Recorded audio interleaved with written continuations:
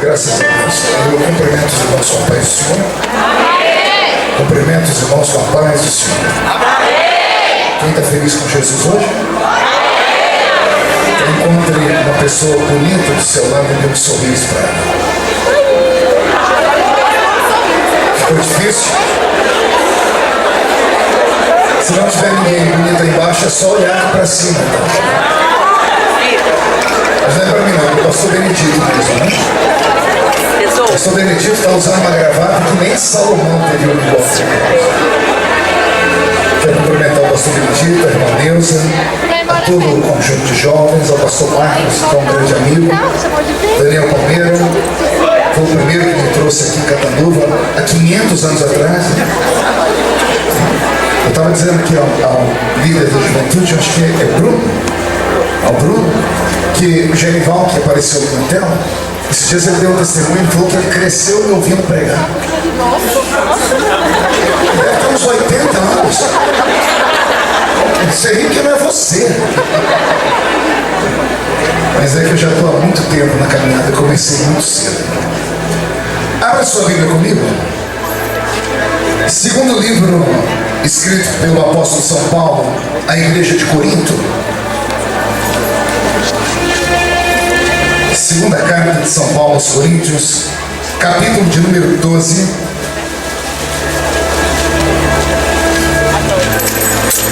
Capítulo de número 12 e o versículo de número 9. Segunda carta de São Paulo aos Coríntios, capítulo de número 12 e o versículo de número 9. Quem encontrou, diga amém. E disse-me: a minha graça te basta, porque o meu poder se aperfeiçoa na sua fraqueza. De boa vontade, pois, me gloriarei mais nas minhas fraquezas, para que sobre mim repouse o poder de Cristo. Vou ler mais uma vez. E então ele me disse: a minha graça te basta, porque o meu poder se aperfeiçoa na sua fraqueza. De boa vontade, pois, me gloriarei mais nas minhas fraquezas, para que sobre mim repouse o poder de Cristo. Amém? Amém. Feche a Bíblia, coloque no banco, na cadeira, e pegue na mão da pessoa mais perfumada do seu lado. Se não tem ninguém bonito, pelo menos perfumado, né? Aperte a mão da criatura com carinho até ela falar aleluia. Pentecostal que não faz barulho, está com defeito de fabricação.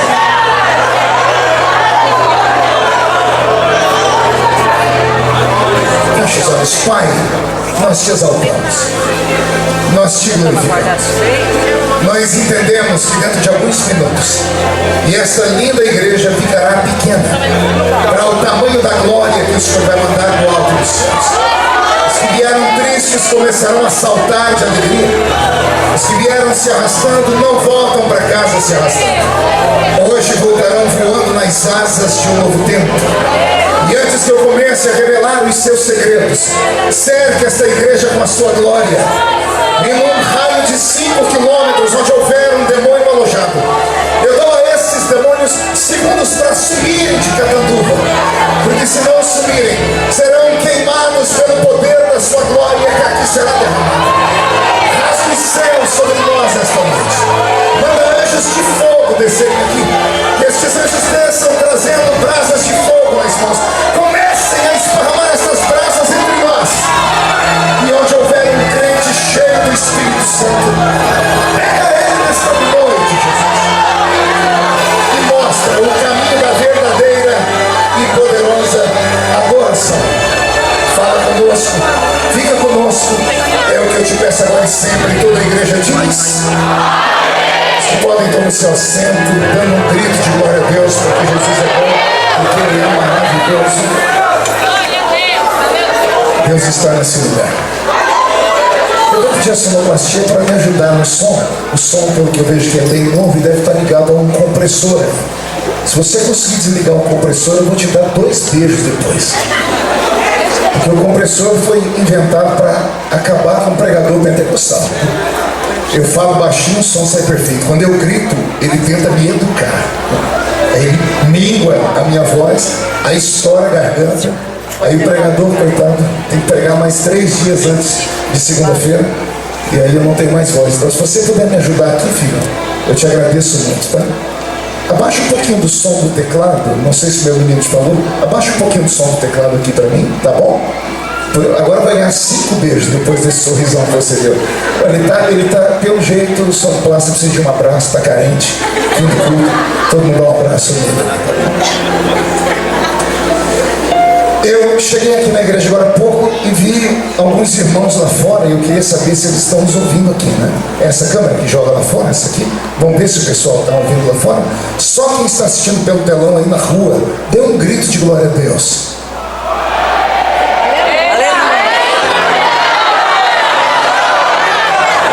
Pronto, temos gente lá e temos gente aqui. Robson, tranquiliza os seus dedinhos aí e entra no espírito comigo, tá bom, meu filho? Queridos, abrir a Bíblia Sagrada no texto que eu li acaba chocando, principalmente por se tratar de um congresso de jovens. E eu vi o texto aqui escolhido por vocês como tema da festa, e alguém pode dizer: poxa, o pastor foi na contramão de tudo. Não, eu tenho uma revelação de Deus para o seu coração nesta noite. E já vou dizendo que de vez em quando Jesus me usa para que a sua glória caia sobre a igreja, e muitos são batizados com o Espírito Santo. Mas hoje o Senhor falou para mim que Ele quer nos dar aqui um batismo de quebrantamento. Então, quem não trouxe lenço, prepare a manga da camisa, a ponta da gravata, porque nós vamos receber aqui um toque direto no coração. Amém? Alguém acredita nisso? Então, demos um grito de glória a Deus. Sonoplasta, amado, me dá só um pouquinho de ganho de voz aqui, não me tenha por chato, por favor, tá? Só me dá um pouquinho de ganho de voz. Isso, tá chegando um pouquinho de agudo agora, um pouquinho só, isso, pronto. Agora, se ficar assim, vai ser uma benção. Pronto. Como eu disse, parece estar na contramão da avenida, mas não está. Até porque a história de Noé é uma história de punição, de juízo. E a história do capítulo 12 da carta aos Coríntios é uma história de misericórdia e de tranquilidade.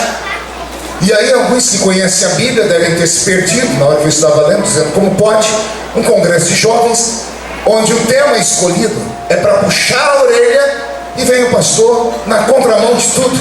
Como eu disse, fique tranquilo, eu sei o que estou fazendo, e eu sirvo a Jesus há muito tempo, e eu prego desde que você ainda nem era nascido.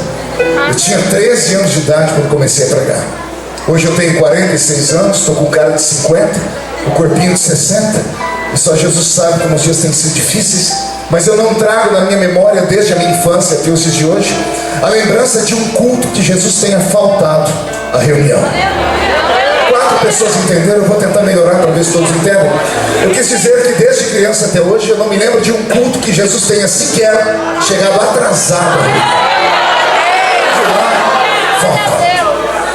Eu estava vindo para cá, já de posse do tema de vocês, estava meditando, em contemplação, falando com Deus, e o Senhor me transportou lá para os dias de Noé, que este é o tema: prepara-te, não é? Assim como foi nos dias de Noé, vai acontecer. Só que hoje eu quero te dar uma nova vertente, uma nova visão sobre os dias de Noé. É claro que nós sabemos que a raça humana foi punida pelos seus erros, pelos seus pecados. A raça humana traiu Deus, perdeu o Espírito Santo, perderam a vida, perderam o controle do planeta Terra e acabaram então sendo executados, extintos, quase que em sua totalidade. Não foram por causa de uma família. Diga comigo: uma família. Não ouviu? Uma família composta por um pai, uma mãe, 3 filhos e 3 noras. 8 pessoas, 8 seres humanos. Esses 8 seres humanos entraram dentro daquela arca, mas não foram os únicos a entrarem dentro daquela arca. Entraram acompanhados de outros seres. Ou seja, o Eterno havia preparado na sua infinita misericórdia e lá na sua eternidade passada um projeto para salvaguardar a raça humana, e não apenas a raça humana, mas todos os seres vivos que Ele havia feito aqui nesta terra. E diante desse eu estava meditando e falando: Senhor, como foi terrível os dias de Noé. nos dias em que apenas um pregoeiro da verdade existia, nos dias em que apenas um homem não pregava com a sua garganta, não saiu anunciando que o mundo seria destruído, não precisou isso. Bastou o barulho das marteladas e do serrote, que fizeram ele devastar pelo menos a metade de 1 hectare de terra, e colocar no chão inúmeras árvores. E ele, seus 3 filhos e suas 3 noras e a esposa tiveram que aprender o ofício da carpintaria, e levaram tempos e muito tempo para construir uma barca. A arca de Noé, diferente do que todos nós pensamos, não era um navio. Eu me lembro que quando criança assistia desenhos e tinha a arca do Zé Colmeia. O Zé Colmeia tinha uma arca igualzinha à arca de Noé e tinha vários animais, baseado na história bíblica. Eu me lembro que ainda na escola bíblica das crianças, as professoras colocavam para nós desenhos da arca de Noé. E a arca de Noé parecia um navio. Ela tinha pontas nas suas extremidades, ela tinha o formato de um navio com uma casinha em cima, e ela era cheia de janelas. E eu me lembro que quando via aqueles desenhos, em cada janela tinha um animal com a cabeça para fora. A girafa, o elefante, até o hipopótamo colocava a cabeça para fora daquela arca. Só que quando você começa a estudar aquela arca, um terror toma conta de quem estuda. Pergunte por quê? Só falo se todos perguntarem. Porque aquela arca não era um navio, era uma caixa. Era um caixote retangular. Ela não tinha aquele desenho afunilado para baixo para romper águas e para flutuar em cima das águas. Não havia equilíbrio naquela caixa. Pegue uma caixa, essa que você tem como porta-joias, um pequeno baú, e coloque ele em cima das águas e veja como é que ele se equilibra. Não se equilibra porque não foi feito para aquilo. Aquela arca não foi feita para navegar, ela foi feita para guardar. Comece a receber a revelação. Aquela arca não tinha destino, por isso ela não tinha bico nem na esquerda nem na direita. Ela era um porta-joias, e ali dentro estavam todas as joias que Deus tinha feito. Eu sempre faço a seguinte pergunta quando prego sobre a arca: se você vivesse nos dias de Noé, onde você gostaria de estar? Dentro ou fora da arca? Eu vou deixar você pensar para não responder errado. Vou perguntar de novo: se você vivesse nos dias de Noé, você gostaria de estar dentro ou fora daquela arca? Quem gostaria de estar dentro, levante a mão. Quem gostaria de estar fora, levante a mão. E quem não levanta a mão, queria estar onde? Bocó. Escolhe um lado. A Bíblia diz que você tem que ser frio ou quente. Morno, ele te vomita. É claro que em sã consciência, todos nós que aqui estamos gostaríamos de estar dentro daquela arca, sim ou não? Por quê? Porque aquela arca representava a salvação. Aquela arca livrava as pessoas do juízo. Aquela arca livrava as pessoas da morte. Amém até aqui? Amém. Pois bem, todavia, quando você começa a estudar como era a vida dentro daquela arca, a angústia aperta o peito. Imagine você ficar trancado em um ambiente que é selado, porque é uma caixa, não é um navio. Ela não tem 10, nem 30, nem 100 janelas, porque pelo tamanho dela, 150 metros de comprimento. Era para ter inúmeras janelas, mas a ordem de Deus era: faça apenas uma janela no alto da arca. E a janela tem um côvado quadrado, 50 centímetros de cada lado. É a única coisa que faz dar oportunidade ao oxigênio de entrar dentro da arca. Está lá, no último andar dela. Ela tinha 3 pavimentos e o final, que seria uma espécie de laje, lá no quarto teto, estava apenas um buraco, 50 centímetros quadrados. Então imagine você ficar em um ambiente que não tinha luz, que não entrava oxigênio, não havia ar arejado. Um ambiente extremamente gigante, 150 metros. Pelos historiadores, pelo menos 70 mil outros tipos de seres entraram lá dentro, além de Noé e sua família. 70 mil animais. Mas se você calcular os animais pelo tamanho de uma ovelha, caberiam pelo menos 230 mil animais dentro daquela arca, cada um colocado no seu pequeno cubículo. Lembrando que esses animais não podiam ficar que ela não era um navio, era uma caixa. Se pendesse para um lado, ela viraria. Se fosse para o outro, viraria. Então esses animais tinham que ficar dentro de jaulas. Tinham que ficar dentro de jaulas. Como esses animais ficaram dentro daquela arca por um ano, essas únicas 8 pessoas que lá estavam não ficaram de passeio dentro da arca. Não entraram naquela arca para ter férias, nem uma vida em veraneio. Eram 8 seres humanos que tinham que alimentar milhares de animais todos os dias, para que esses animais não morressem de fome e não morressem de sede. Então coloque você aí e mais 7 pessoas e tente alimentar pelo menos 70 mil animais por dia, com comida pelo menos uma vez por dia. Sabemos que todos os animais que comem precisam eliminar os dejetos que o organismo não absorve. Imagine 70 mil animais defecando, urinando e sem poder sair do seu cubículo. A urina ainda se desfaz porque ela entra na madeira, e todos nós sabemos que mesmo a madeira absorvendo a urina, o cheiro dela fica impregnado. As fezes são dejetos. Esses 8 seres humanos têm que se dividir pelo menos por 15 a 16 horas por dia, subindo e descendo a escada com um saco nas costas para tirar esterco da arca, porque ou tinha um esterco ou aquilo ia virar um antro. Lembrando que só tem uma janela lá em cima, no último andar, e ali não tem espaço para vitimismo. Não dá para ser feminista dentro da arca, e nem machista. Todo mundo tem que trabalhar por igual, senão eles não sobrevivem. 8 seres humanos têm que colocar sacos de estrume nas costas 16 horas por dia, subindo a escada, descendo a escada. Com a urina tinha que aprender a conviver. E isso feito por um ano. Diga para o seu irmão, um ano. Carregando esterco e suportando o cheiro de urina. Vou te fazer uma pergunta. Mesmo assim, você gostaria de estar dentro da arca?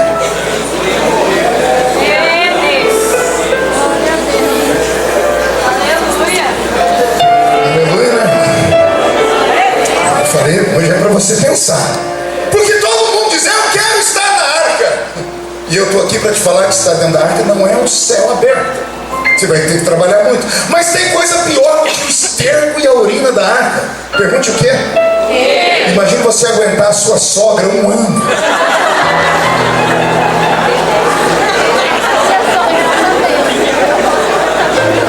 E não tem como fugir da velha. Mas tem coisa pior do que isso. Pergunte o quê? Você aguentar a sua cunhada. Aquele seu cunhado que pede tudo emprestado e não devolve. Um ano a fio. Não tem sorveteria, não tem cinema, não tem campo de bola, não tem internet, não tem celular, não tem nada. Só tem esterco, urina, barulho de animais. E você olha para aquela janelinha, não tem norte, porque não é um barco. Você não tem como ir para o norte, para o sul, para o leste ou para o oeste. Você tem que acreditar que quem sustenta aquela arca é uma mão invisível. E que por pior que seja lá dentro, lá fora é extremamente pior. Vou dizer eu, não a Bíblia. Eu acredito piamente que de vez em quando a família se revezava em estresse, em traumas, e subiu aquela arca para ver, subiu aquelas escadas, iam naquela janela para ver quem é que ia pular primeiro. Porque tem dia que não dá para suportar a vida. Mas quando abriam aquela janelinha e olhavam para fora, o cheiro de fora era pior do que o cheiro de dentro. Porque o mar estava tomado de corpos de seres humanos. Detalhes, crianças, bebês, adolescentes, velhos. Lá fora estavam tomados de cadáveres de animais. A visão aqui dentro da arca era terrível, animais defecando, cheiro horrível. Mas quando abriu a janelinha e olhavam para fora, lá fora a visão era pior e era muito mais horrível. E aí então eles fechavam aquela janelinha, iam para um cantinho, dobravam o joelhinho e diziam assim, obrigado, Jeová.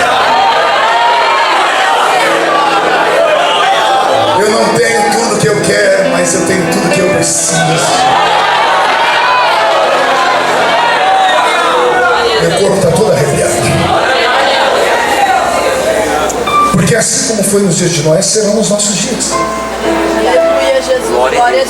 Esta arca representa a igreja.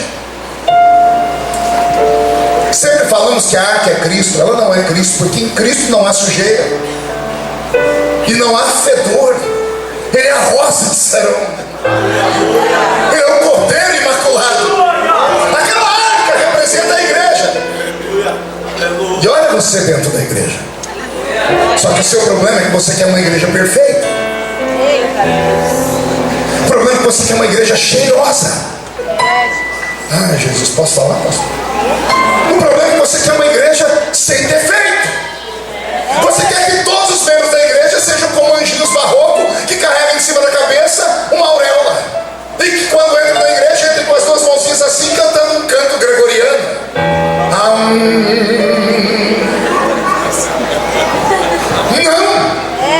A igreja é esse lugar que você tem que suportar o mau cheiro. Que você tem que tentar tirar as coisas que são externas e jogar lá para fora. Que você tem que suportar as pessoas chatas, cri-cris. Você tem que suportar as pessoas que te maltratam, as pessoas que falam de você. E mesmo querendo sair da igreja, olha o que esse pregador veio te dizer: aqui não é tão bom, mas é melhor do que lá fora. Porque aqui dentro ainda há esperança. Quem crê nisso, dá uma glória a Deus, por favor. Levante a mão direita para o céu comigo, chacoalha a sua mão direita, coloque no ombro de quem está do seu lado, com carinho e respeito. Ó, tem gente que nem para fazer isso presta. Você está na arca errada, amigo. Coloque a mão no ombro aí dessa criatura, sacode ela até ela ficar irritada. Daniel, sacode aí o nosso presidente da Câmara, sacode ele para mim. Sacode, diga para a pessoa: Deus te trouxe aqui para isso. Sacode com vontade, foi para isso. Diga: Deus te trouxe aqui para sacudir a sua salvação, para sacudir a sua fé, o seu mistério, a sua família, a sua casa. Deus te trouxe aqui para salvar. Ai, meu Deus. Vamos caminhar por revelação? Diga para o seu irmão: vem comigo, vem comigo. Eu descobri que dentro daquela arca entraram 3 tipos de seres, pastor. Entraram aquele que foi escolhido, entraram os agregados e entraram aqueles que Deus chamou.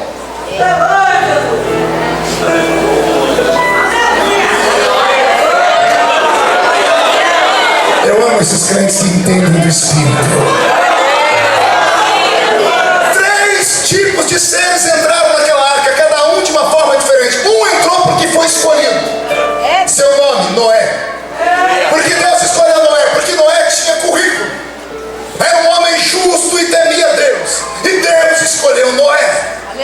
Deus escolheu Noé. E só Noé. Só que Noé não era sozinho.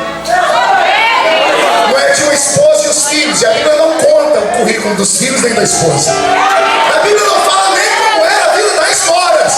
Mas como Noé era justo e temente, a família entrou agregada com ele. Hoje você vai entender o que Paulo está dizendo para o carcereiro: crê no Senhor Jesus e será salvo tu e a tua casa.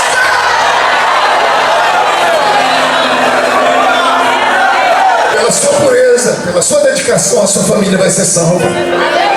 Acredita no que eu estou dizendo. O seu pai, a sua mãe, seu tio, seu irmão, se chegarem a morrer, eles chegam no céu, nem que seja cheirando fumaça, mas não vão para o inferno. Eu vou profetizar de novo para que o inferno retumbe. A sua família tem uma promessa, e quem fez a promessa não é homem para mentir. Quem fez a promessa sustenta a promessa. Ele disse: passa o céu, passa a terra, mas as minhas palavras não podem passar. Deus salvará a sua família.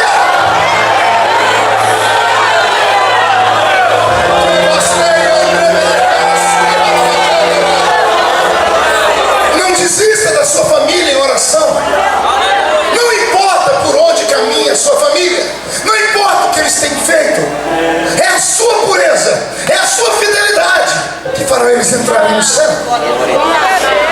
o Evangelho já fazia mais de 8 anos, quando eu recebi uma ligação que o meu pai havia entrado no estado de coma. Eu me desesperei, dobrei meu joelho no quarto e disse: Senhor, meu pai está em coma, eu preciso ir embora. Eu estava pregando um congresso em Registro, aqui no interior, indo para Curitiba. Era uma igreja, umas 3 dessa aqui, uma igreja gigante, um congresso, todo mundo esperando. Eu falei: Deus, eu preciso ir ver meu pai. Digo diante do Espírito Santo, eu ouvi uma voz que bradou dentro do quarto do hotel, dizendo assim: deixe os mortos sepultar os seus mortos. Porque meu pai não era crente. E eu dobrei o meu joelho, de novo me curvei e disse: Senhor, mas é meu pai.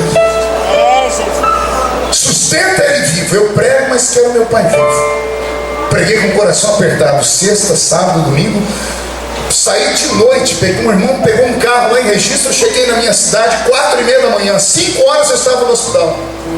Eu entrei dentro do quarto onde estava meu pai, e ali eu conheci os meus irmãos, porque eu tenho 6 irmãos que são do casamento original dele. Eu sou filho da outra, eu sou filho de uma mãe solteira. E ali, no quarto do meu pai, eu conheci os meus irmãos. E eles só me chamaram porque meu pai, quando entrou em coma, entrou gritando meu nome. A família nunca quis que me aproximasse, mas como ele entrou gritando meu nome, fizeram um consenso e mandaram me chamar. E aí, quando eles saíram do quarto para eu ficar sozinho com meu pai, quando eu olhei para aquela cama, eu confesso a vocês, eu nunca senti tanta angústia, porque meu pai era um homem inteligente, brincalhão, contador de piada, era um português dos olhos azuis. Papai era incrível. Eu tive pouco contato com ele, pouco. Inclusive, a última vez que eu vi meu pai antes disso, eu tinha tido uma experiência, eu acho que foi por isso que ele entrou em coma me gritando.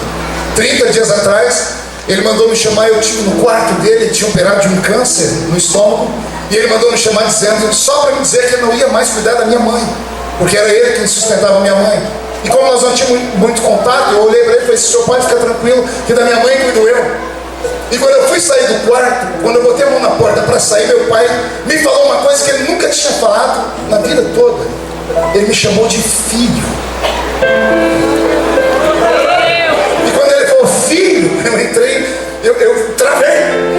Eu não sabia o que fazer, porque eu nunca tinha ouvido ele falar filho. Eu olhei para trás, o velho estava chorando e pediu para me aproximar dele. Ele me deu um abraço, foi o único abraço que eu me lembro do meu pai. Ele me abraçou e falou aqui no meu ouvido: dos filhos que eu tive, você me trouxe muito orgulho. E eu saí dali com aquela paixão pelo meu pai, uma coisa que eu nunca tinha vivido a vida toda. Então eu viajo, 30 dias depois ele entra no estado de coma. Vocês entendem a situação que eu estava? Quando eu entrei no quarto, eu vi meu pai deitado em uma cama, eu falei: não é o meu pai. Ele estava desse tamanho, magricelo, os olhos abertos, indo de um lado para o outro, a boca aberta, o braço amarrado numa cama. Eu falei: esse não é o meu pai, isso aqui é o resto de um ser humano. O doutor Mário entrou, eu olhei e falei: doutor, o que meu pai tem?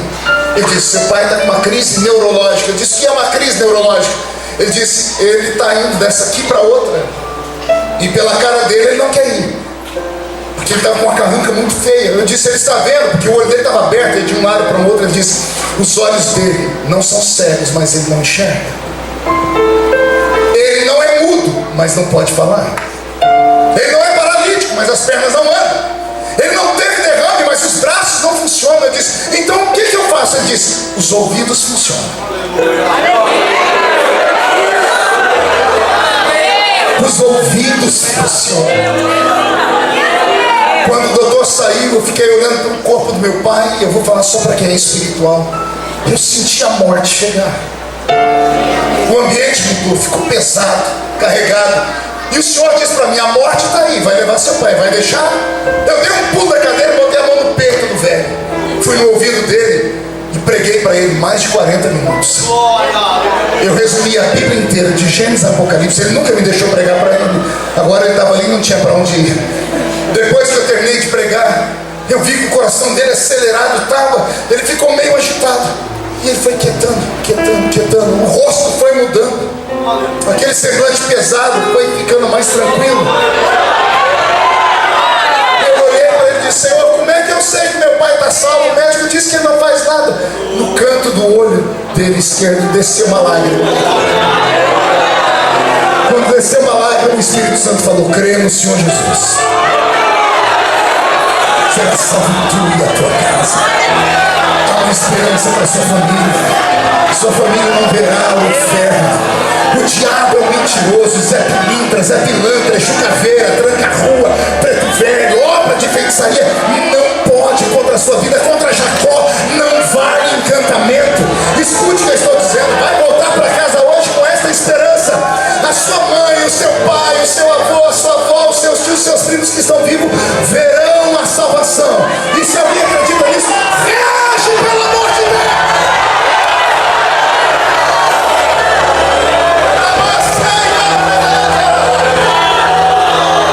Você foi escolhido para estar na arca. A sua família entrará agregada. Só que agora vem a parte mais difícil. Robson, mude a música, filho. Porque entrou na arca o escolhido, entrou na arca, Daniel, os agregados. E agora vem a parte mais difícil que nós pastores precisamos aprender. Entrou na arca os chamados.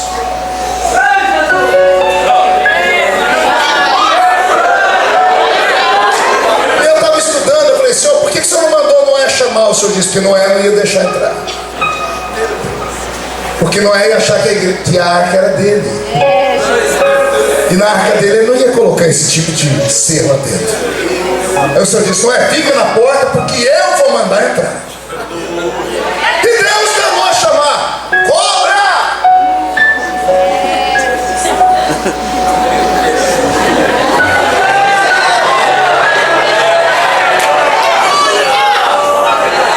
E lá vem um par de serpentes entrando. E Noé, olha, se Noé fosse cristão, ele ia fazer o sinal da cruz. E Deus dizendo, calma, a arca é minha, não é sua, sou eu que estou chamando. E daqui a pouco entra o escorpião na arca. E entra o tamanduá, que quando dá um abraço, mata. E entra o rato. E entra a barata. E entra o gambá. E entra todo tipo de animal que você jamais deixaria se aproximar de você. Noé não pode falar nada. Pergunte por quê? Porque a arca não é dele. A arca é dele. E se a arca é dele, ele chama quem ele quiser.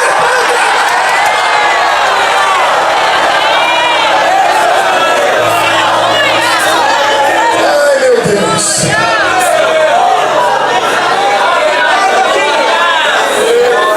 O dia que Deus me deu isso, eu chorei tanto, mas tanto, que eu falei, Deus, quantas vezes eu agi na igreja como se eu fosse o dono dela? Quantas vezes eu expulsei umas cobras da igreja? Mandei os ratos que estavam na minha igreja congregar na igreja dos outros.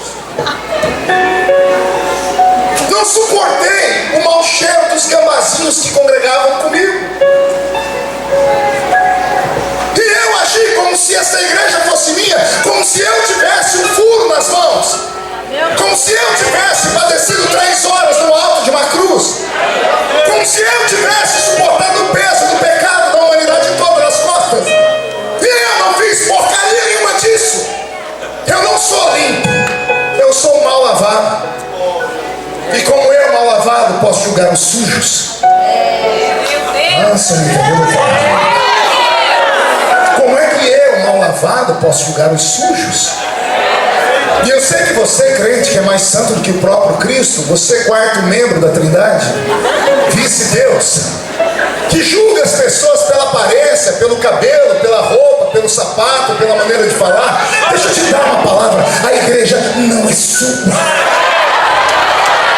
Você entrou aqui dentro por misericórdia, e a misericórdia que te trouxe a mim também. Então, pelo amor de Deus, me suporta. Me suporta. A igreja não é sua. Eu estava 3 semanas atrás vendo meu Facebook, meu Instagram, e uma moça mandou um videozinho para mim. E quando eu abri o vídeo, estava uma moça muito bonita, grande, e ela estava chorando muito. Ela disse: pastor, tenha paciência de ver o vídeo. Aí ela chorou, parou de chorar. tinha assim um saquinho de veneno, de rato, um raticida, rasgado, e um copo d'água. Ela disse: pastor, olha aqui o raticida e olha aqui o copo d'água. Ela disse: eu sou crente, apresentado no altar da igreja, mas eu errei, e eu fracassei, e a igreja me excomungou, e eu fui exposta, fui humilhada. A única coisa que eu sei fazer é cantar, e não me deixaram cantar mais, não me deixaram mais tomar a Santa Ceia, e disseram que eu tinha que ficar desse jeito por 1 ano. E eu não aguento isso. Todos os dias eu falo: eu preciso morrer, porque eu não mereço mais ir para o céu. Me chamaram de ratazana na igreja, pastor. E como me chamaram de ratazana, uma voz falou para mim: só tem um negócio que mata rato, é o raticida. Ela disse: eu estava pronta para me matar, despedi da minha mãe, liguei para todo mundo da família, e quando eu fui tomar o remédio, meu celular tocou e estava um link, uma amiga dizendo: assista, e eu cliquei sem querer no link. Era um pedacinho de uma pregação sua, e o senhor gritando: deixa o rato entrar na arca.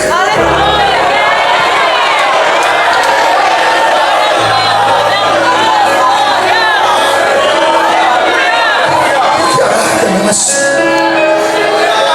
Ela disse: pastor, eu estou jogando veneno fora, porque eu senti que a arca é minha também, porque Jesus me chamou para cá. E se eu não dei certo agora, amanhã eu vou dar certo, pastor. Eu quero que nesta noite você compreenda que Deus não é um monstro.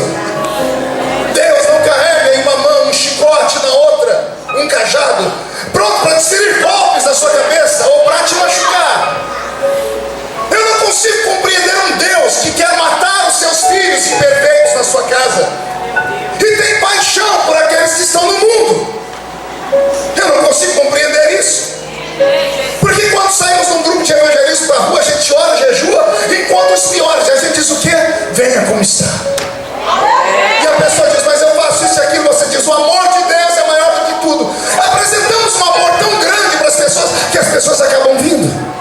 E aí, quando elas entregam a vida para Jesus, meia hora depois, um grupo de doutores da lei cercam a pessoa e diz: a partir de agora você não pode fazer mais isso, nem isso, nem isso. E aí a pessoa pergunta: e se eu fizer? Eles abrem as mãos assim: aí eu lavo as mãos, porque Deus vai pesar a mão em cima de você. Me perdoem, senhoras e senhores, nós não servimos dois deuses. Se Deus tem piedade do ímpio, por que não vai ter piedade de você? Com todos os seus defeitos, você ainda está aqui dentro. Vou repetir: se você fosse tão imprestável como todo mundo diz, você estaria na balada uma hora dessa, você estaria numa boca de fumo, você estaria roubando, matando. Mas com todas as suas imperfeições, olha onde você está.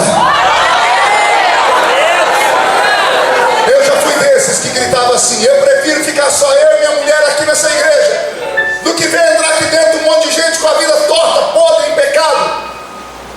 Depois que eu entendi o que é misericórdia, Aleluia! Glória a Deus! eu prefiro ter você aqui dentro com um pé aqui e outro lá no mundo, do que você com os 2 pés lá no mundo. Porque numa mensagem como essa, o Espírito Santo pode te agarrar, pode te puxar aqui para dentro. Você pode receber um banho no sangue do Cordeiro. E você que entrou como lixo pode sair daqui como luxo. E quem viver verá para ver o que Deus fará na sua vida ainda. Porque se Deus insiste tanto com você, porque o que Ele tem na sua vida é muito grande. Eu estava vindo para cá e o Senhor disse: você não vai pregar para qualquer um, você vai pregar para a nata do estado de São Paulo. Você vai pregar para jovens, meninos e meninas que têm potencial, que têm vocação divina, que têm o Espírito Santo dentro deles. Não são perfeitos, mas são meus. E o Senhor manda te dizer: quem viver verá para ver onde você vai chegar. Pastor, eu sei que o Senhor é um homem espiritual. Eu não estou vendo mais homens e mulheres na minha frente. Eu vejo brasas de fogo. Eu vejo brasas de fogo, uma incandescendo mais do que a outra. O diabo está perdido nessa noite. O diabo está perdido nessa noite. Vai haver um avivamento na cidade de Catalunya. E esse avivamento começa com a misericórdia. E se alguém acredita, pelo amor de Deus, não grita agora não, mas faz um berro tão alto, capaz de acordar quem estiver do outro lado.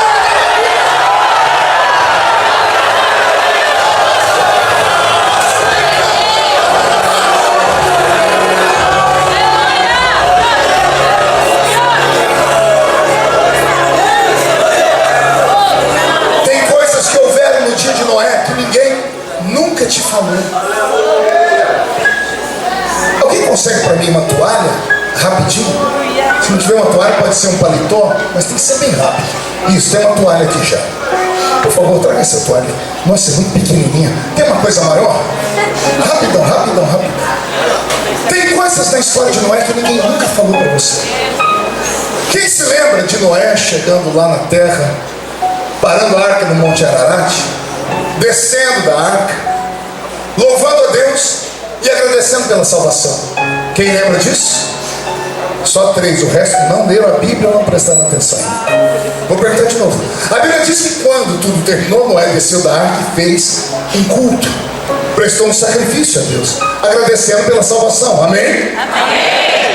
Depois que ele agradeceu pela salvação, ele viveu algum tempo na terra, pastor, e um dia Noé perdeu a estribeira, plantou uma vinha e encheu a cara.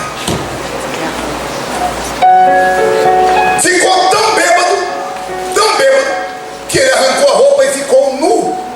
Ficou o que, igreja? Nu. Noé ficou nu. Entrou dentro da tenda dele para falar com ele um filho. O nome do filho era Cã, ou Cão. Quando Cã, ou Cão, olhou o pai nu, a Bíblia diz que ele teve uma crise de riso. E ele saiu daquela tenda para ser o maior fofoqueiro do mundo. Ele contou uma fofoca que o mundo inteiro ficou sabendo, porque só tinha a família deles. Contou, o mundo todo ficou sabendo. Sim ou não? Então ele pense num fofoqueiro miserável, que a fofoca esparramou do mundo inteiro. Ele contou para todo mundo que o pai dele tinha bebido e estava peladão dentro da tenda. Aí os outros 2 irmãos dele, Sem e Jafé. Eu preciso de um Jafé aqui para me ajudar. Tem um Jafé? Vem, um de vocês, rápido. Segura aqui. Eu preciso de um Noé. Vem você, né? Você tem uma cara de Noé. Noé é magrinho, miserento. Esse aqui é um não é, tá? A Bíblia diz que os outros 2 filhos, quando ouviram a história que o pai estava em pecado, eles não correram lá para testificar a história. Eles pegaram a toalha, entraram de costas na tenda, andando de costas, sem olhar para trás. A Bíblia diz que eles encontraram o corpo do pai, não olharam para o pai e cobriram a nudez do pai.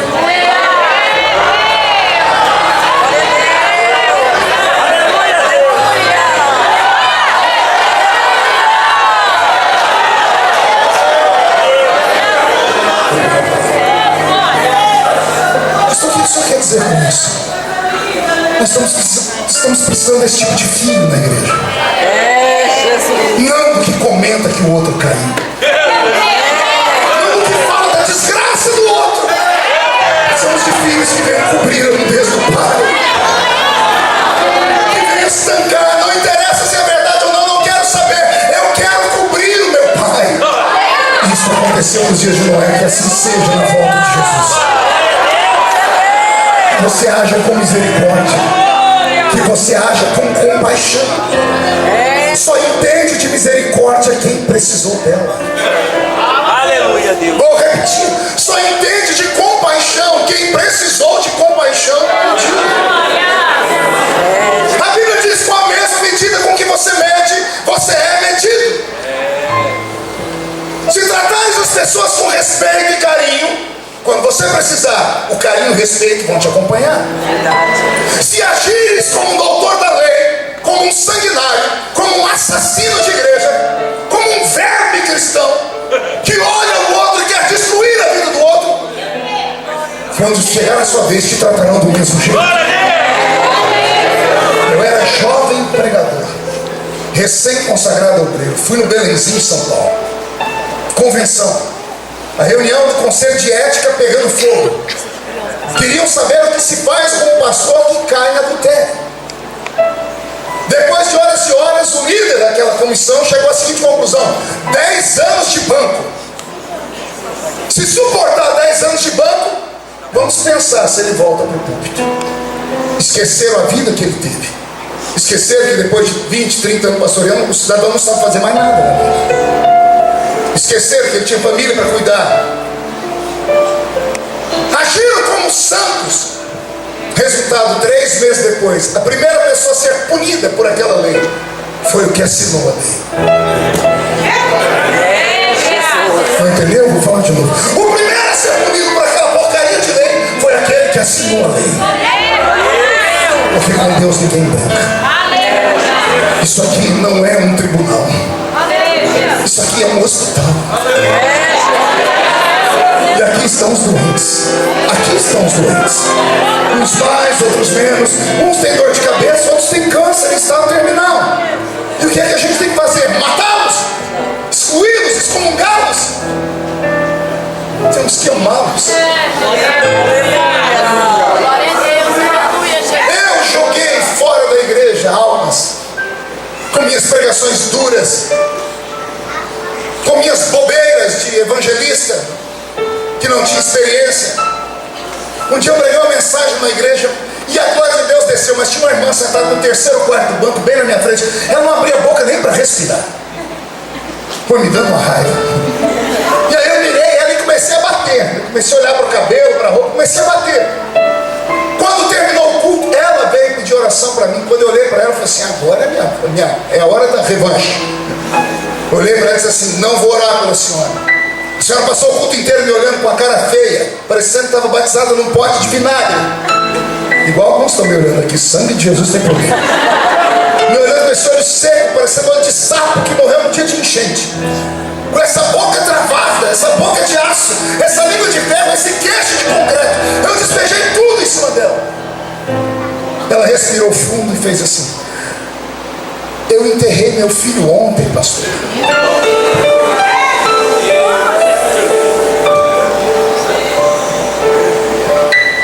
Eu apresentei ele no altar, pastor. Foi assassinado. Tocava na banda, era crente, temia Deus, e uma bala perdida matou meu filho. Eu não dei glória a Deus, pastor, não é porque eu não quis, é porque só Deus sabe onde a minha alma estava. Eu vim pedir para o Senhor orar por mim, para eu continuar a ficar firme. Eu saí dali me sentindo o pior homem do mundo. Eu saí dali me sentindo um lixo humano. Eu saí dali me sentindo um traidor, um Judas. Porque foi assim que me ensinaram. Me ensinaram que nós temos que bater, temos que espancar, temos que limpar as pessoas às pressas. Essas pessoas tinham que aprender um pouquinho com Jesus, os que me ensinaram. Eu nunca vi Jesus mandar ninguém para lugar nenhum, a não ser: vai e não peques mais. Eu não vi Jesus tocar na aparência de ninguém. Eu não vi Jesus falar para as pessoas saírem da igreja delas e para a igreja dos outros. Eu não vi Jesus no ato da cruz olhar para o cidadão que está morrendo e dizer assim para ele: vai, pede perdão para todo mundo que você traiu, devolve tudo que você roubou, vai lá, passa pelo processo de batismo, vem, toma ceia e nós vamos ver se você entra no céu. Não lembro de Jesus fazendo isso. Eu lembro de Jesus olhando para um desgraçado na cruz morrendo, e o desgraçado morrendo dizendo assim: lembra-te de mim quando entrares no teu reino. E Jesus dizendo: ainda hoje estarás comigo no paraíso. Quem está sentindo o amor de Deus aqui? Eu sinto o amor de Deus aqui. Nos dias de Noé houve misericórdia. Só olhamos por um lado. Nos dias da volta de Jesus será assim também. Minha filha me contou ontem, ela chegou de São Paulo, veio para o aniversário dela, que eu vou correr para casa hoje ainda para a gente comemorar. Ela disse: pai, eu sigo um grupo de amigos E um grupo de amigos meus lá de São Paulo foram para um baile, lá em São Paulo, numa boate, numa balada, e postaram, de propósito. E aí vieram as pessoas se espancando, matando eles, desgraçando eles. O pastor chamou eles. Aí os meninos chegaram assim: pastor, nós filmamos tudo que nós fizemos lá dentro da balada. E foram mostrar para o pastor. Eles levaram mais de 1000 versículos escritos. E dentro da balada começaram a parar as pessoas: Jesus te ama. Jesus te ama. Começaram a mostrar vídeo de pessoas desviadas dentro da balada, caindo de joelhos no canto, perto da parede, chorando, querendo sair dali desesperado. Filhos de pastores, porque eles disseram: ninguém nunca ia me encontrar aqui. Mas o amor de Deus nesses últimos dias está rompendo na vida. Você consegue compreender isso? O amor de Deus é maior do que todo julgamento que o homem pode ter. E sabe o que eu sinto nessa noite aqui? Eu não vejo Deus como um monstro. Eu vejo Deus como um pai, olhando para você, filho, esperando que você corra até o colo dele. Que você se jogue no colo dele e chame ele de pai. Deus veio neste congresso hoje só para te dizer: eu te amo. Eu sei que você não é perfeito e por isso eu te amo. Eu sei que você não merecia estar aqui pelos outros, mas a arca é minha, então eu te trouxe para cá. E eu estou apostando em você, filho, filha, que você vai crescer. Hoje eu posso pregar dessa forma porque eu já tive a idade de vocês. E eu sei como é difícil estar no lugar de vocês. Mas parece que aqueles que me cuidavam nunca tinham tido a minha idade. Parece que as pessoas que me olhavam de fora, o meu líder de mocidade, os demais, os pobreiros da igreja, queriam que eu fosse algo que eu não podia ser. E me mataram por dentro. Com 16 anos de idade eu me desviei. Pregava nos cultos e não aguentava, porque dentro de mim havia a minha natureza. A minha natureza humana. Sabe o que é a natureza humana? É aquilo que faz você ter ímpeto. É o que faz você sonhar, desejar, cobiçar. Isso, quimicamente falando, pode ser traduzido por hormônios. Uns vão olhar para você e falar que é pombagira. Vão falar que é demônio. Mas nós sabemos que não é. É a puberdade. É a fase em que o ser humano está crescendo. E se não tivermos pessoas que entendam isso, vamos jogar uma juventude inteira no mundo. E o que temos que fazer? Matá-los, espancá-los? Não. Trazê-los para perto. E falar para eles: vamos dar algumas coisinhas para você fazer. Vamos trabalhar. Porque não pode ficar parado. E quando você vencer essa fase tão difícil da sua vida, quando você chegar na minha fase, você vai se lembrar: aquele pregador tinha razão. Aleluia. Porque o amor de Deus invade o coração de todos. Quando eu li aqui para vocês o capítulo 12 da carta aos Coríntios, eu li a história do maior pregador da Bíblia depois de Jesus, o escritor de mais de metade do Novo Testamento, um homem sem o qual não haveria cristianismo, o homem que lutou contra os primeiros apóstolos como Pedro para tirar do cristianismo o ranço judaico. Carta aos Gálatas, capítulo 2, você vai ver Paulo dizendo: e eu resisti a Pedro na cara, porque Deus me deu um evangelho, e deu um evangelho diferente para Pedro. Para Pedro ele deu o evangelho da circuncisão, e para mim o evangelho da incircuncisão. Aí Pedro e Paulo discutiram muito. É graças a Paulo que nós temos o cristianismo como temos hoje. É graças a Paulo que nós temos esse rito de culto que nós temos. A homilia é construída através do apóstolo São Paulo. Então eu não estou falando de um Zé Mané, estou falando do apóstolo São Paulo. Amém? Amém. Quem já leu a primeira carta aos Coríntios, no capítulo 5, vai se apavorar. Pergunte por quê? Paulo está em viagem e alguém conta para ele: ó, o negócio lá na igreja de Coríntios andou, viu? Porque Porque a igreja não tem mais fogo, não tem mais glória, não tem mais línguas, não tem interpretação, não tem expulsação de demônios. E Paulo disse, tem o que lá? E o crente só tem pecado dentro da igreja. E tem uns pecados que não tem nem nos 10 mandamentos. Paulo descobriu o pecado e Paulo escreve a carta aos Coríntios dizendo assim, olha, estou sabendo que há entre vós um tipo de pecado que não tem nome. Nem entre os gentios acontece um pecado desse. É sabido que o filho dormiu com a mulher do seu pai. Não é incesto, porque não é o filho da mãe que dormiu com a mãe. Não é adultério, porque não são duas pessoas casadas. O pai se divorciou, ficou viúvo, contraiu um novo casamento, foi trabalhar. O filho, que já era adolescente, dormiu com a mulher do pai. E a igreja de Corinto estava tentando administrar isso. Como lidar com isso? Capítulo 5, está pronto para mim? Paulo disse assim, só tem um jeito de lidar com esse pecado: entregue esse moço na mão do diabo. Entregue o corpo na mão do diabo para que se salve a sua alma. O sangue de Jesus tem poder. Imagina num dia de culto de doutrina, o pastor Benedito, os irmãos falam assim, esse irmão aqui não tem jeito com ele mais. A gente vai entregar o corpo dele para o diabo para ver se a alma dele se salva.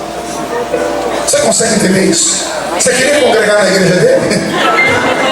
Imagina você congregar na igreja de Paulo. Paulo mandou esse conselho: entregue na mão do diabo. Porque Paulo era legalista. Isso da primeira carta aos Coríntios. Aí eu li o capítulo 12 da segunda carta. Da música, Robson. Entre a primeira carta e a segunda existe uma diferença de 9 meses. Exatamente uma gestação. 9 meses depois que Paulo escreve a primeira carta, ele escreve a segunda. E quem lê a segunda diz, não é o cara que escreveu a primeira. Porque o da primeira não tem piedade de ninguém. O da segunda, ele começa dizendo assim: bendito seja o Cristo, dom de todas as misericórdias. Ele diz: é bom saber que vocês não seguiram o meu conselho, e vocês tiveram piedade daquele menino. E ele vai seguindo a carta inteira falando de amor, de perdão, até que ele chega no capítulo 12. No capítulo 12 ele começa a falar com Deus: Senhor, meu assunto agora é contigo. Pois não, Paulo? Eu queria entregar o meu ministério. Como assim, Paulo? Não quero mais pregar? Não é que eu não quero, eu não posso mais pregar. E por que você não pode pregar mais? Porque eu sou um hipócrita. E por que você é um hipócrita? Porque o bem que eu quero fazer, eu não faço. Mas o mal que eu não quero, eu faço todo dia. Foi-me dado, por causa dos meus erros e das revelações, um espinho na carne. O espinho foi onde? Na alma. No espírito. Aonde foi? Foi-me dado um espinho na carne. O que é um espinho na carne? Algo que lhe incomoda, que lhe provoca dores.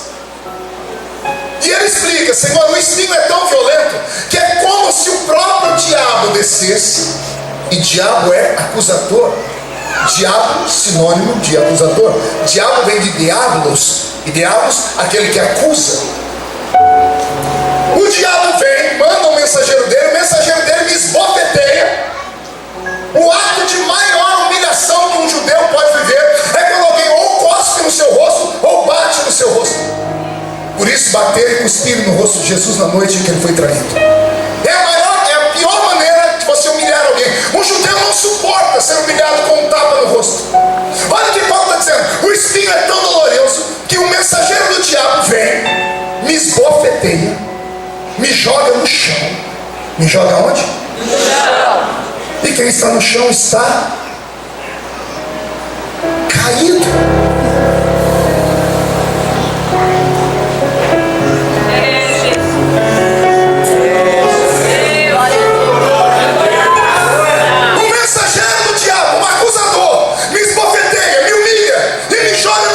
Ou seja, eu estou caído. E eu não presto para mais nada. Aleluia. Eu imagino Deus dizendo assim: por que você não foi falar com Pedro? Ele imagino Paulo dizendo: Pedro ia me excluir na hora, Senhor. Pedro ia dizer: a gente te ama muito, a gente quer muito a sua alma, a gente gosta muito de você, mas o irmão vai ter que agora ficar excluído algum tempo, até baixar a poeira. E por que você está falando comigo? Porque foi o Senhor que me escolheu, não foram os homens. Foi o Senhor que apareceu para mim lá no caminho de Damasco. O que eu sei, eu não aprendi com a igreja, eu aprendi com o Senhor. Por isso eu ensino. O que eu aprendi com o Senhor, eu também vos ensinei. Senhor, eu não quero mais porque não posso mais. Quando ele chega no limite, aí Deus diz assim para ele: Paulo, terminou? Terminei, Senhor. Você vai me excluir, Paulo? Sim. Ouve, estou escutando. A minha graça te basta.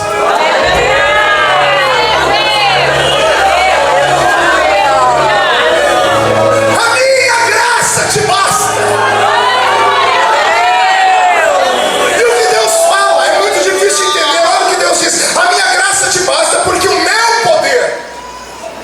O poder de quem? De Deus. Não ouvi? De Deus. Existe algum poder maior do que o de Deus? O poder de Deus é perfeito? É maior do que do exército americano? Sim. É maior do que uma explosão de uma bomba atômica? Sim. O poder de Deus criou o universo do nada, é isso? Sim. Olha o que Deus está dizendo para uma criatura caída: o meu poder se aperfeiçoa.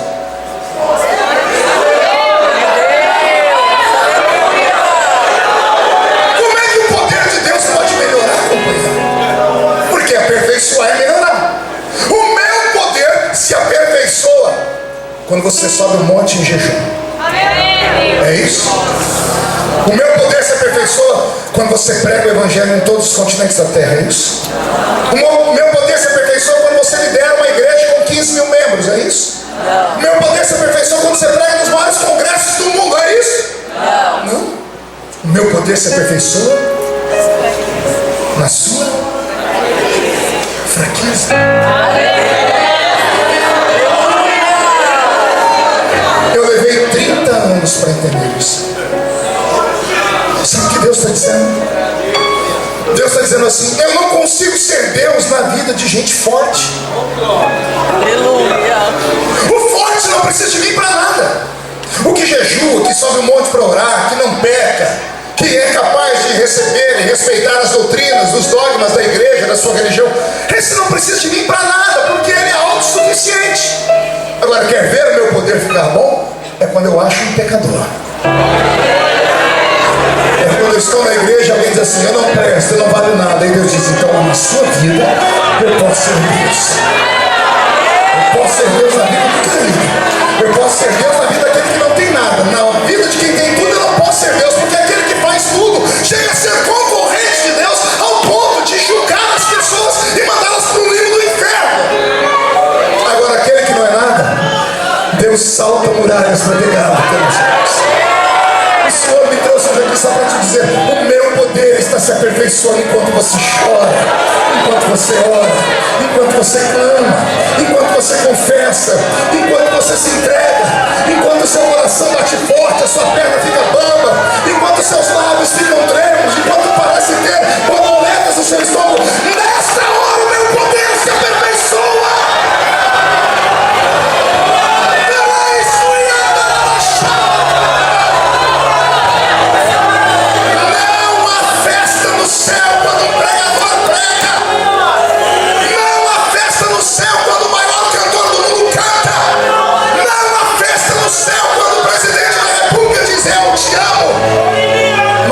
No céu quando um pecador se arrepende.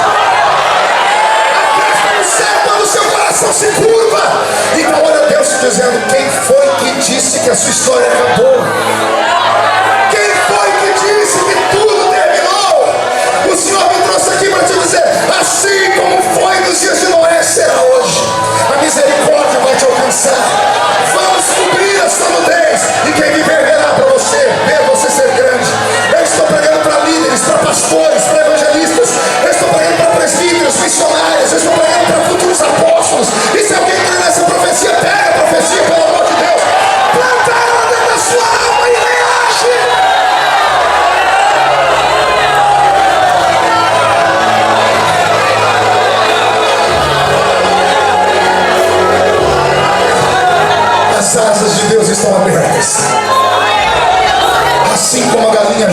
seus pedidos. O Senhor está juntando você nessa noite. O Senhor me trouxe aqui para te dizer: vai dar certo. A arca não é daquele que quis te destruir. A arca é dele. Pastor, o que eu faço com quem me acusa? Vou te ensinar. Olha o acusador chegar. O acusador aponta o dedo para nós, aponta. E quando aponta o dedo, é porque tem razão, conta das nossas fraquezas. E o que a pessoa faz quando é acusada? Ela inclina a cabeça e sai. Já viu um julgamento? Quando tem o promotor acusando, a pessoa fica de cabeça baixa. Ela não tem o que fazer. Aqui não fique de cabeça baixa. Quando te acusarem, agarra o dedo da criatura e abre a mão e procura uma cicatriz aqui.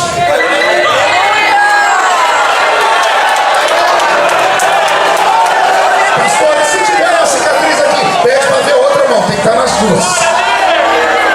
E se tiver nas duas, pede para ver os pés, tem que ter cicatriz nos pés. Se tiver nos pés, pede para ver o lado direito, tem que ter sido furado por uma lança. E se tiver tudo isso, pede o atestado ou a certidão de nascimento. A data do nascimento tem que ser o ano 4 antes de Cristo.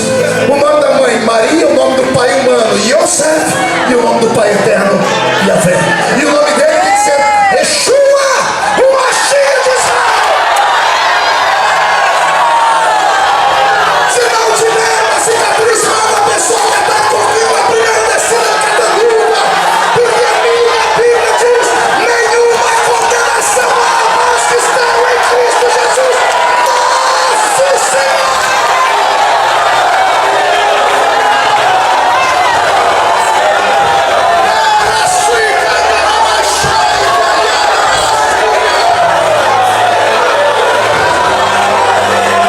Os legalistas estão perdidos nessa noite. Eu estou vendo pessoas abrirem os olhos, estufarem os olhos igual o olho de coruja. Estou dizendo: o sangue de Jesus tem poder, e tem poder mesmo. E tem poder para perdoar o homem dos seus pecados. E tem poder para trazer o homem para perto da cruz. E tem poder para transformar o lixo no luxo. E tem poder para pegar o homem do montão e colocar o homem no alto de uma montanha. E tem poder para tirar o homem lá de trás, virar na fila e ele se tornar o primeiro. É o que vai acontecer nesses dias. Eu profetizo que esta igreja verá o arrebatamento, participará do arrebatamento e levará muitos consigo para o arrebatamento. E se a trombeta do arrebatamento tocar agora, e daqui só 2 crentes subirem, um sou eu, quem é o outro vem atrás, deixa eu ver. Então fica de pé comigo, por gentileza.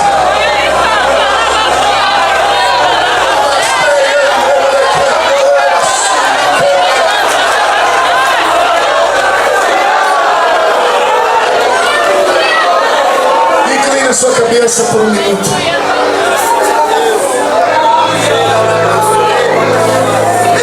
Eu quero fazer um convite. Um convite difícil de ser aceito. Mas se você tiver coragem de aceitar, se você quebrar o seu orgulho, você vai voltar a caminhar pelo jardim de Deus. A igreja vai inclinar a cabeça. Eu queria saber onde estão os homens e mulheres que estão aqui dentro, que há muito tempo não frequentavam igreja nenhuma, que vieram atraídos pelos convites, pela propaganda, pela oração do pai, da mãe, do amigo. A mágoa que você carrega é tão grande que você disse a si mesmo: eu nunca vou pisar mais em uma igreja, porque quem deveria me proteger me trucidou. Mas quando eu comecei a pregar, você disse: Deus, se tu me amas, fala comigo. E Jesus mandou eu te dizer, moço, que você ainda vai ser pastor. Você, garota, vai ser uma grande missionária.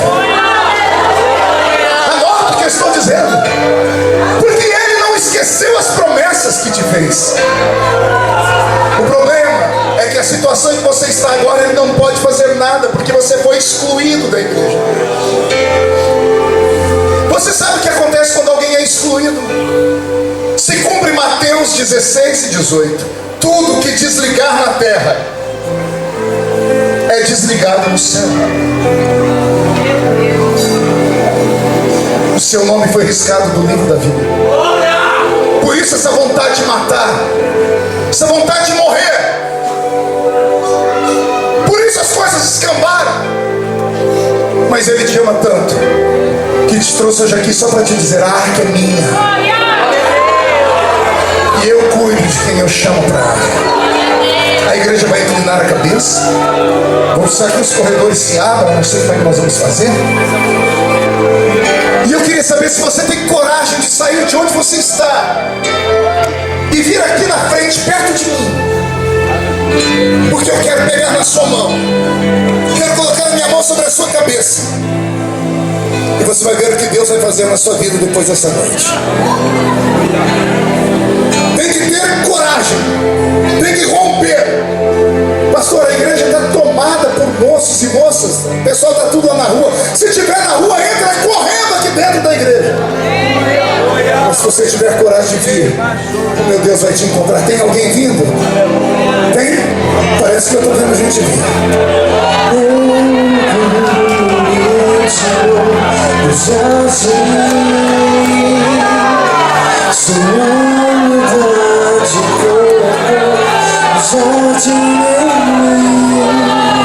Pode chorar.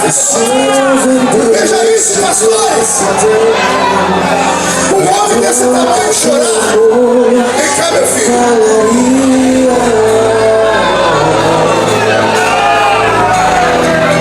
Tem um moço para ficar do lado dele. Seu amor não se compra, nem se merece. O amor se ganha, se grava.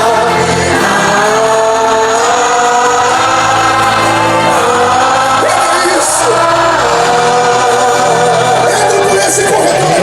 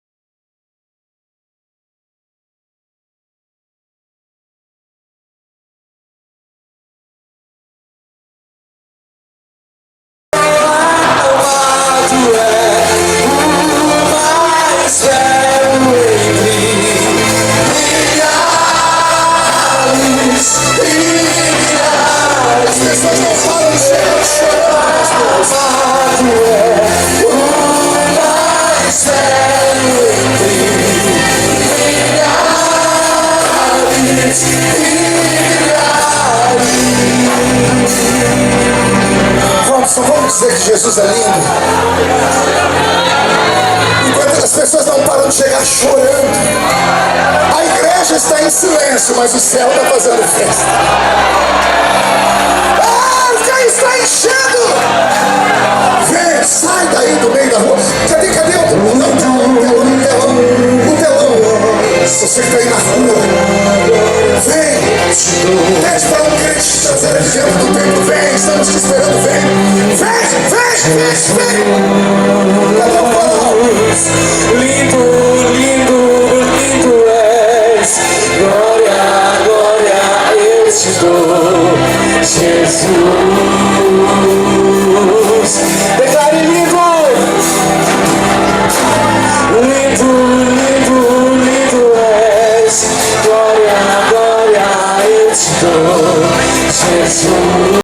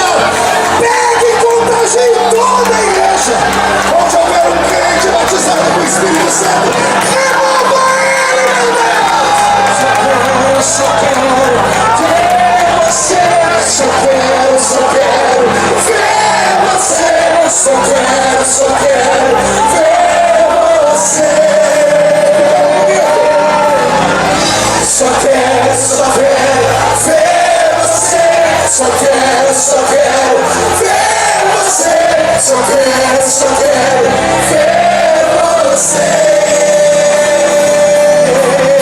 Só quero ver você.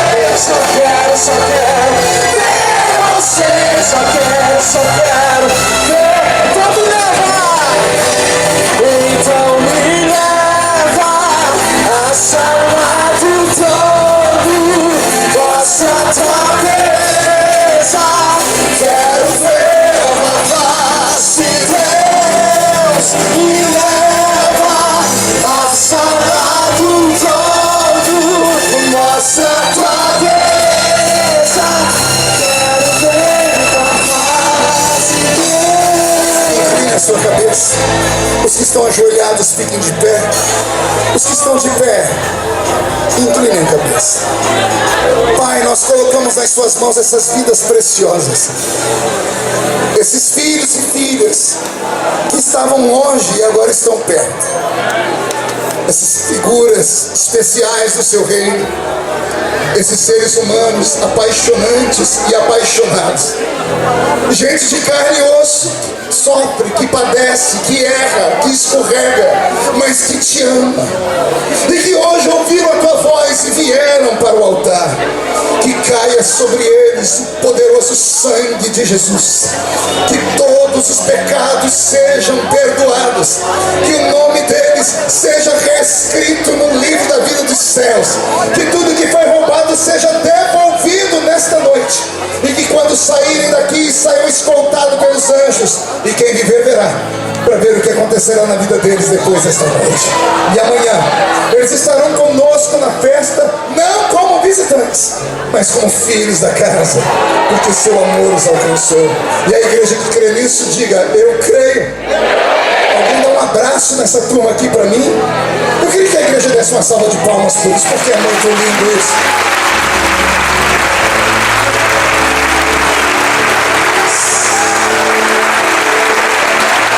O amor de Deus repousa sobre vocês. Essa noite vocês terão uma noite tranquila. Não vão ter que tomar Rivotril nem Lexotan. Vão até babar de tanto que vocês vão dormir tranquilo. Amanhã não é para comer muito ovo de chocolate. E à noite o culto te espera. A igreja diz amém? Esse pessoal aqui vai me dar uma licencinha agora. Eu tenho um segundo convite. Incline a cabeça. O Senhor me disse, enquanto eu orava por eles, que enquanto eu pregava, alguns moços e moças me olhavam com os olhos diferentes. O Senhor me dizia que os seus olhos brilhavam e o coração batia forte. Porque você dizia: Deus, eu quero conhecer o Senhor como Ele te conhece. Eu quero ser levantado como o Senhor levantou Ele. Eu era cortador de cana aqui pertinho de vocês. E eu me apaixonei por Jesus. E olha o que Ele fez na minha vida. Eu renunciei à minha juventude e recebi de presente o reino de Deus. Se há aqui entre nós algum menino, alguma menina, algum moço, alguma moça que gostaria de, aqui no altar, fazer um pacto e dizer: se ainda dá tempo, me use como o Senhor usou esse pregador. Se é possível, me dá a mesma revelação da palavra que o Senhor deu a ele. Vocês viram ali na telinha o pastor Napoleão Falcão? Eu era menino, ficava igual louco correndo atrás dele. Queria ser como ele. E ainda menino, Deus me deu uma frase: a unção que você respeita é a unção que você atrai. Eu já tenho uns 4 candidatos aqui. Vem. Deus não é só meu pai, Ele é um pai nosso. O que Ele fez na minha vida, jovem, fará na sua. E fará na sua, moça. E fará na sua. Eu já estou ficando velho, estou cansado.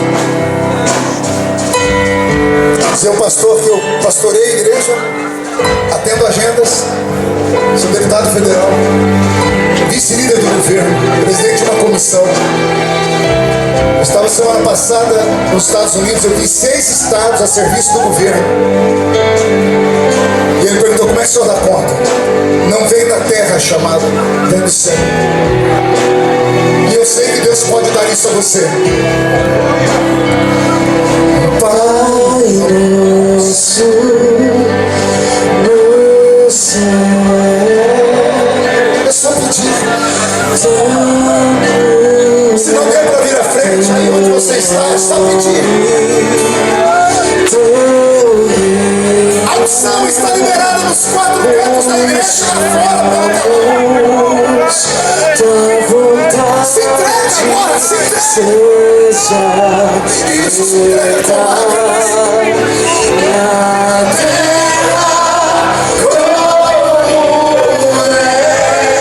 como é no céu. Deixa o céu Descer na terra como é no céu. Ai, Jesus. deixa o céu Pede pro céu descer aqui agora. descer. Meu Deus, pentecostais, para pedir o céu que desce. Deixa o céu descer.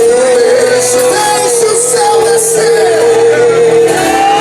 Deixa o céu descer. Deixa o céu descer. Deixa o céu descer. Deixa o céu descer. Deixa o céu descer. Recebe o céu sobre a sua vida. Pois teu é o reino teu, o poder e tua Esteja glória para sempre. Amém. Teu é o reino teu, o poder e tua é a glória para sempre. Amém. em nome de Jesus Cristo Nazareno. Se há verdade nas palavras em que eu preguei e proferi nesta noite, se é verdade que o Senhor ainda levanta homens e mulheres para a sua seara, e se é verdade que no coração desses homens e mulheres que vieram ao altar existe um adorador que está incendiado pela vontade, faz o céu descer sobre eles agora. Marque esses homens e mulheres com a unção do seu Espírito. Libera sobre eles o batismo com o Espírito Santo. Levanta profetas no nosso meio agora. Faz o céu descer neste lugar.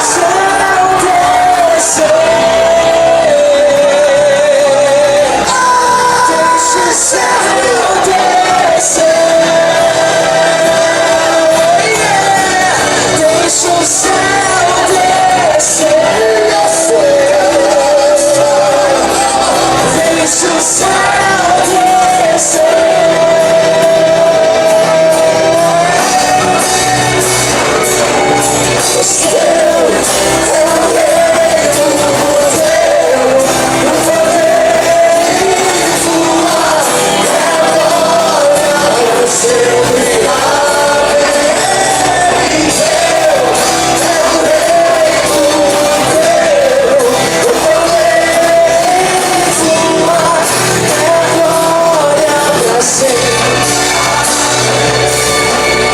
Levante a mão direita para o céu, toda a igreja.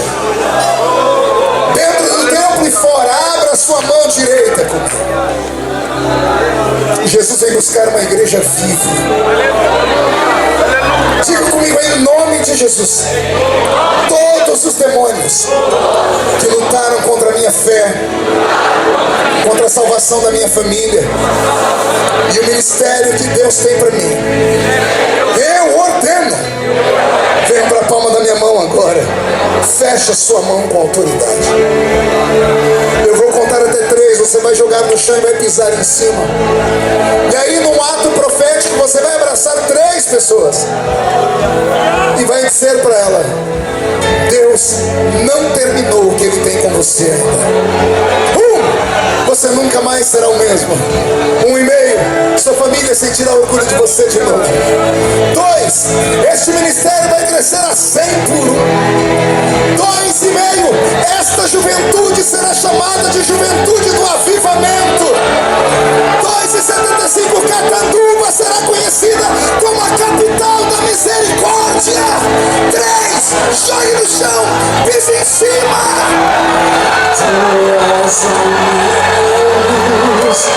A minha salvação. Profetize, profetize.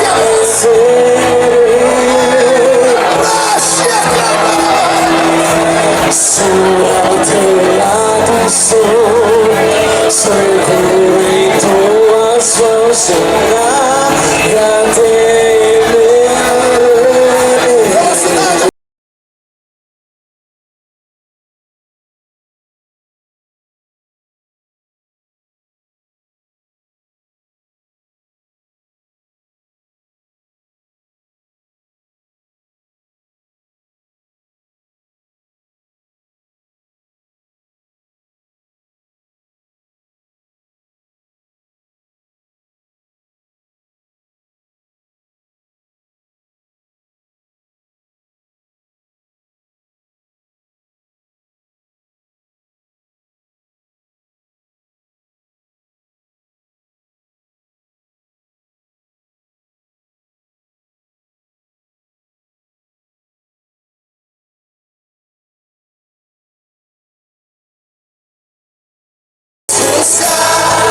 Pra sempre.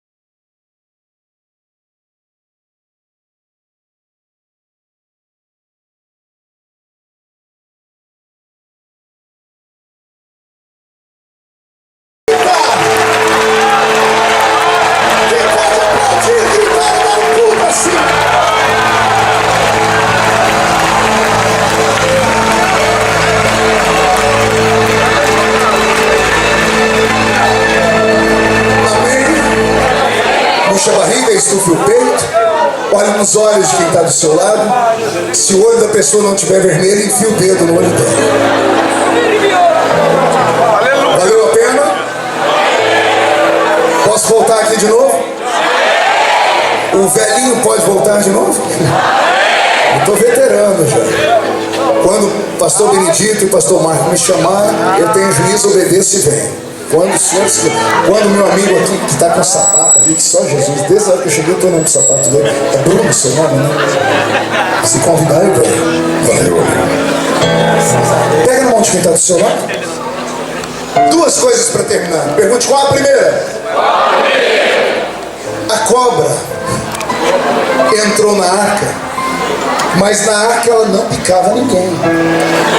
Graças a Deus. O rato entrou na arca, mas na arca não ruía nem roubava nada, porque lá dentro havia um propósito de vida. Mudamos o caráter, A natureza não. Com a natureza temos que lutar diariamente. É o velho homem chutando a tumba, louquinho para ressuscitar todo dia. E é todo dia a gente matando ele de novo. E fazendo assim, iremos ao céu. Amém? O pastor pediu para eu fazer uma coisa, pediu para você pegar na mão aí, porque assim ninguém anda, né? E se alguém andar, você chuta a canela da pessoa. Em Angola, há uns 20 anos atrás, e eu pregava numa igreja que ela dava umas 4 dessa aqui, mas não era bonita assim. Era um terreno baldio, muros, e era iluminado por lampiões, lamparinas. Alguém conhece isso? Conheço.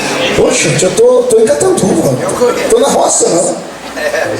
E eu tô lá no meio daquela igreja, e quando o círculo de oração levantou para cantar, eu fiquei escandalizado. Eram 500 mulheres com a cabeça raspada, tudo careca, mas só um círculo de oração, e era uma Assembleia de Deus. O pastor viu que eu olhei muito, ele me deu um cutucão e falou assim: pastor, o que foi? Eu falei: a cabeça das irmãs é diferente, né? Ele falou: pois é, teve um surto de piolho e 30 irmãs tiveram que rapar a cabeça de tanta ferida que deu. As outras 470, por causa da festa, disseram: nossas irmãs não vão ficar carecas sozinhas. Eu nunca vi um amor tão grande como esse.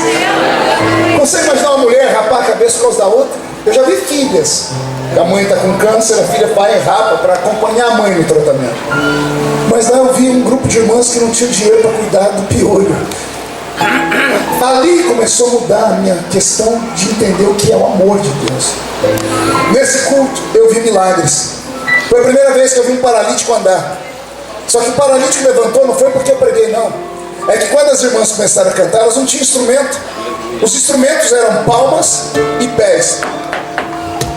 E elas entravam no ritmo e começavam a dançar.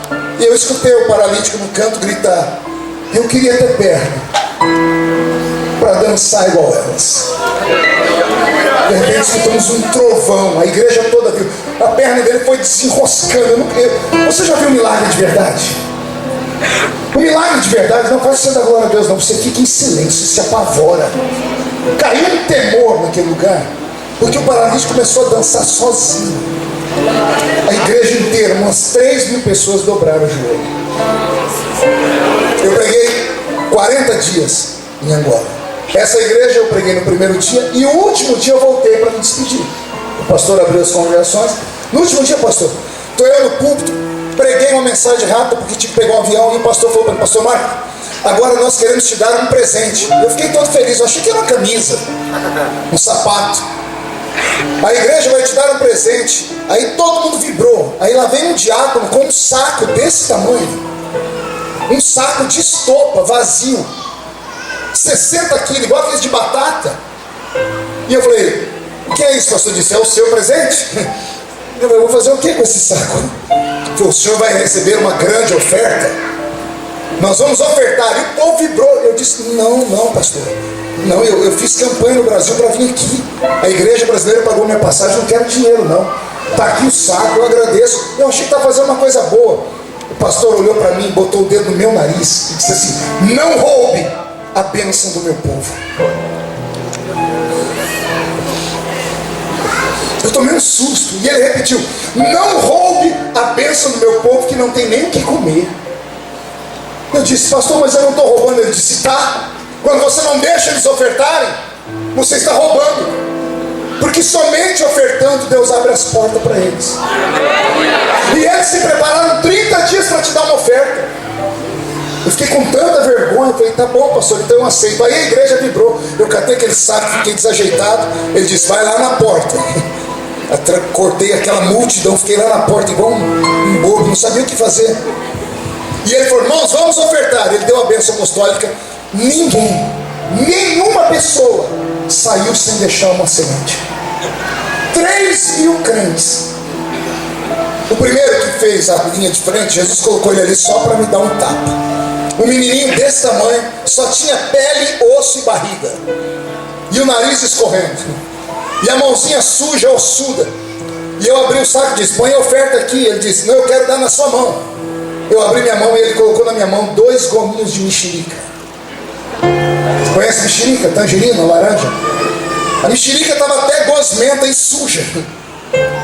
E eu falei comigo, o que eu vou fazer com isso? Ele entregou para mim e disse, pastor, isso aqui era metade da minha janta, viu? Minha mãe me viu comendo porque o culto demorou muito. Eu preguei 4 horas nesse culto. E eu ia parar de pregar, o pastor, prega. Aí ele falou assim, minha mãe me viu comendo e disse assim, quer que Deus nunca deixe faltar comida em casa? Disse, quero, mamãe, guarda a metade que você tem para dar para o pastor. Vamos ofertar.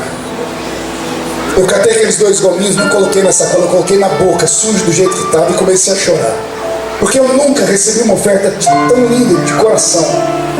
Eu abri aquela sacola, no final tinha uns 500 pãezinhos duros, banana, laranja, roupa. Eles tiravam roupa rasgada do corpo e colocavam lá dentro. Enchemos do outro lado onde eu estava assim, uma pilha de sapatos, tudo coisa que eu nunca ia usar na vida. Em dinheiro deu, na época, 80 milhões de kwanza.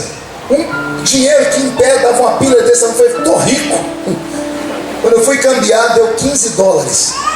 Porque o dinheiro deles não valia nada na época, por causa da guerra civil que tinha.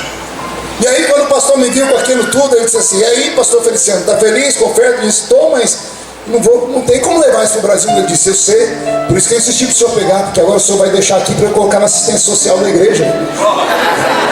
Nós vamos ter comida para os nossos membros aqui por algum tempo. Eu confesso a vocês que eu nunca recebi um amor tão grande na vida. Eu não estava em Catanduva, onde tem gente bonita.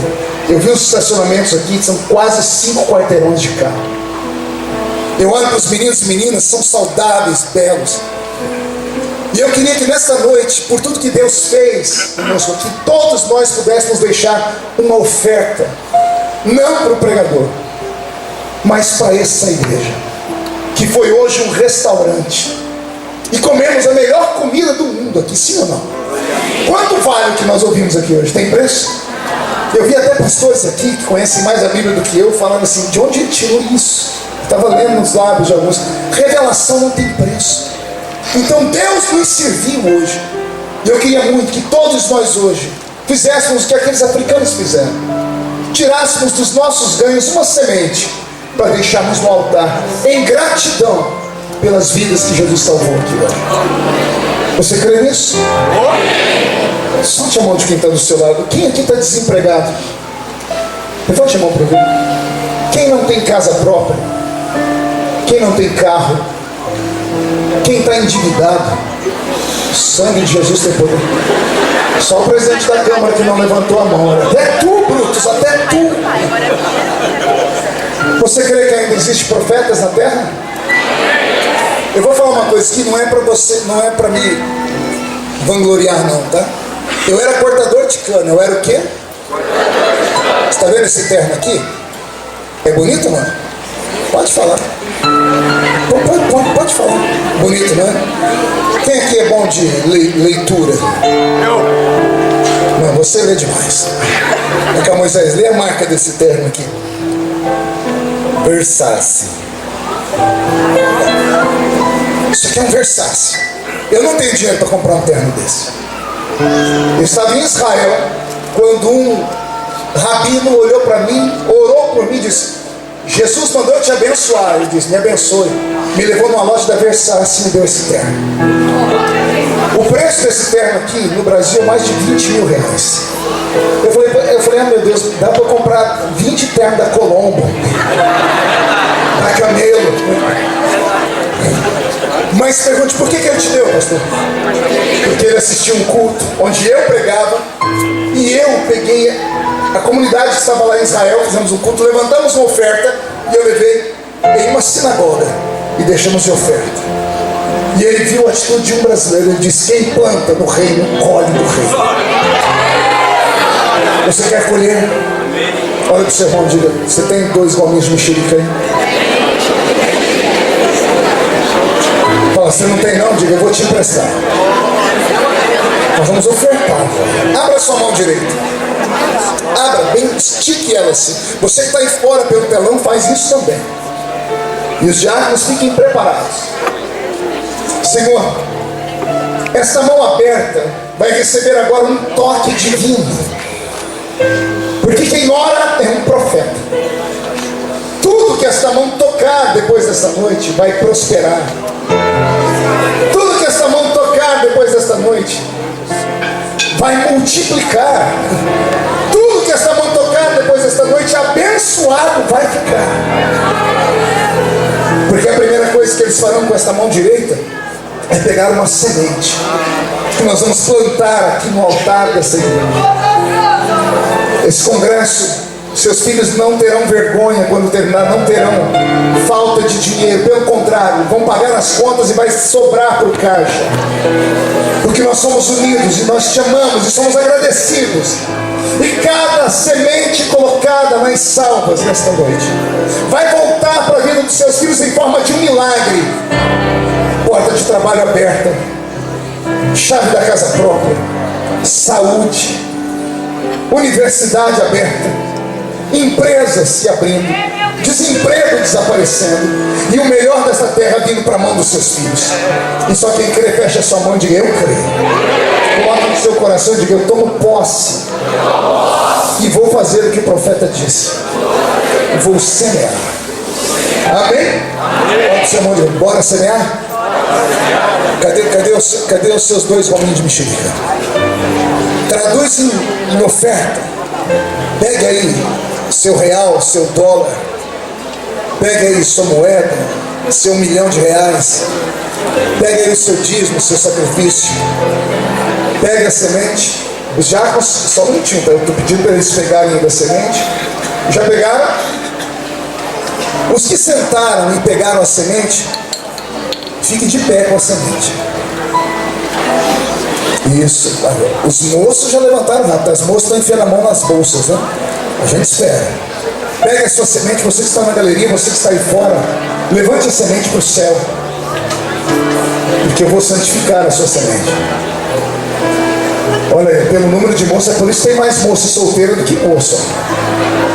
Tá vendo? Os moços ofertam mais. As moças ficam aí guardando dinheiro para comprar maquiagem lá da MAC. Eu sei, eu tenho 4 mulheres em casa, tá? Levante a sua semente. Senhor, eu santifico esta semente. Santifico as sementes que estão dentro do templo e as que estão lá fora, Senhor, pelos que me ouvem pelo telão e assistam. Quando essa semente tocar as salvas, os seus filhos nunca mais terão que tomar nada emprestado de ninguém. Eles terão até para emprestar, em nome de Jesus. Amém?